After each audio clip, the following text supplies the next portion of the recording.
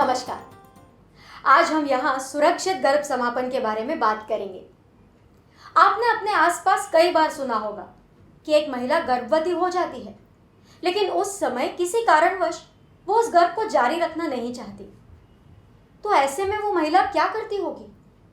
गर्भ समापन के लिए वो कहाँ जाए, किससे मिले? गर्भ समापन सेवाएं कहाँ उपलब्ध है? क्या गांव स्तर पर ही कोई उसे मदद कर सकता है या कोई विकल्प उपलब्ध है? आज हम इन्हीं सब बिंदुओं पर बात करेंगे। हमारे देश में गर्भ समापन सेवा कानूनी रूप से सन 1971 से मान्य है। कानून के तहत महिलाओं को गर्भ समापन का अधिकार दिया गया है। इसके तहत वयस्क महिला यानी जिनकी उम्र 18 साल से ऊपर है वो खुद गर्भ समापन का फैसला ले सकती हैं, जबकि नाबालिग महिला या लड़की जिनकी उम्र 18 साल से कम है उनको अगर गर्भ समापन करवाना हो तो पालक या माता पिता की सहमति आवश्यक है। गर्भ समापन 4.5 महीने तक कराया जा सकता है। अब सबसे पहले आप जानना चाहेंगी कि सही और सुरक्षित गर्भ समापन कैसे कराया जा सकता है। मैं बताना चाहूँगी कि जब गर्भ समापन डॉक्टरों द्वारा किसी ऐसी जगह पर किया जाता है जहाँ सभी उपकरण और सुविधाएं उपलब्ध हैं, तो उसे कहते हैं सुरक्षित गर्भ समापन। जैसे जिला सरकारी अस्पताल, निजी अस्पताल और अर्ध स्वास्थ्य केंद्र। याद रखें, सुरक्षित गर्भ समापन किसी प्रशिक्षित डॉक्टर के द्वारा ही किया जा सकता है। गर्भ समापन कराने के 2 तरीके हैं, एक गोलियों द्वारा और दूसरा औजारों द्वारा। गोलियों द्वारा गर्भ समापन 2.25 महीने तक कराया जा सकता है। आपके लिए ये जानना बेहद ज़रूरी है कि एक प्रशिक्षित डॉक्टर की अनुमति के बिना ये गोलियां नहीं लेनी चाहिए, क्योंकि गलत तरीके से लेने से इनका महिला के स्वास्थ्य पर उल्टा असर हो सकता है। तो आइए अब मैं आपको बताती हूँ कि गोलियों द्वारा गर्भ समापन कैसे किया जाता है, मतलब गोलियां कैसे और कब लेनी होती हैं। इसके लिए महिला को सबसे पहले स्वास्थ्य केंद्र आना पड़ता है। पहली बार में सहमति फॉर्म पर हस्ताक्षर करने के बाद डॉक्टर द्वारा महिला को पहली गोली दी जाती है, जो उसे पानी के साथ मुंह के द्वारा लेनी होती है। फिर तीसरे दिन यानी 48 घंटे बाद उसे और गोलियां लेनी होती हैं। ये गोलियां वो डॉक्टर की सलाह से अस्पताल में भी ले सकती हैं या घर पर भी ले सकती हैं। ये गोलियां जीभ के नीचे भी रखी जा सकती हैं और योनि में भी रखी जाती हैं। याद रखिए, तीसरे दिन की गोलियां लेना बहुत ही ज़रूरी है, क्योंकि इसको लेने के बाद ही गर्भ समापन पूर्ण होता है। इसीलिए बिना डॉक्टर की सलाह के किसी भी दुकान से कोई भी दवा खुद ना ले। तो अब मैं आपको बताऊंगी कि तरुणी सखी महिला के गर्भधारण की अवधि कैसे पता कर सकती है, जिसके आधार पर वो महिला को सलाह दे सकती है कि उसका गर्भ समापन गोलियों द्वारा हो सकता है या औजारों द्वारा।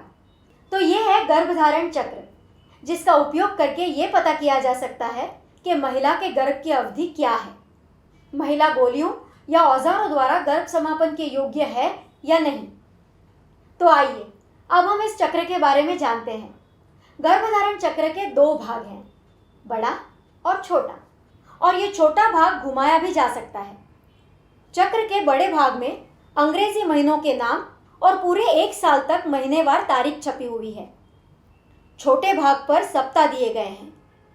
छोटे चक्र पर 3 रंग हैं, हरा, पीला और लाल। महिला से पूछें कि अंतिम बार उसकी माहवारी कब आई थी। फिर अंतिम माहवारी के पहले दिन वाले तीर, जिसका रंग सफ़ेद है, उसको बड़े चक्र में बताई गई तारीख पर रखें।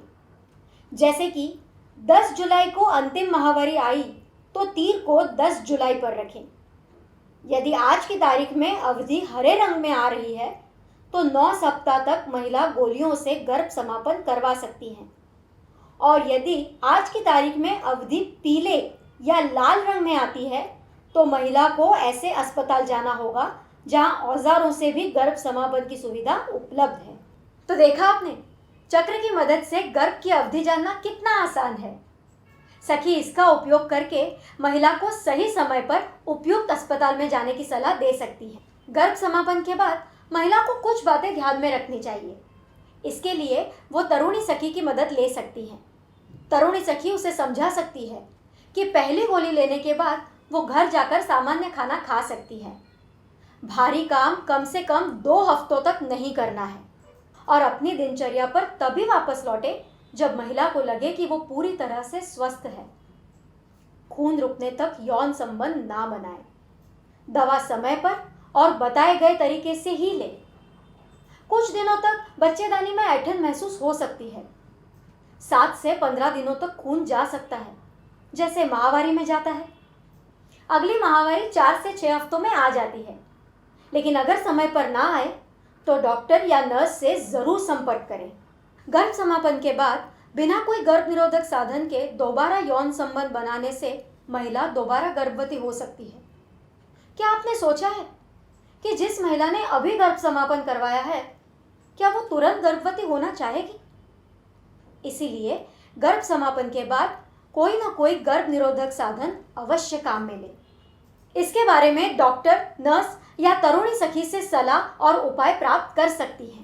तो अब मैं आपको गोलियों द्वारा गर्भ समापन के दौरान कभी कभार होने वाले असर के बारे में बताती हूँ और इसके लिए भंवरी की कहानी सुनाती हूँ। 30 साल की भंवरी उदयपुर शहर से 50 किलोमीटर दूर एक गांव में रहती थी।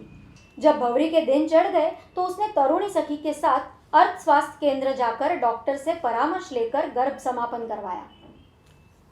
2-3 दिन बाद उसे पेट में दर्द होने लगा और हल्का सा बुखार भी आ गया। तरुणी सखी के अलावा भंवरी के परिवार में गर्भ समापन के बारे में किसी को पता नहीं था। सखी ने उसकी बात किसी को भी नहीं बताई। उसने फोन से तरुणी सखी से बात की तो सखी उसे अस्पताल लेकर गई।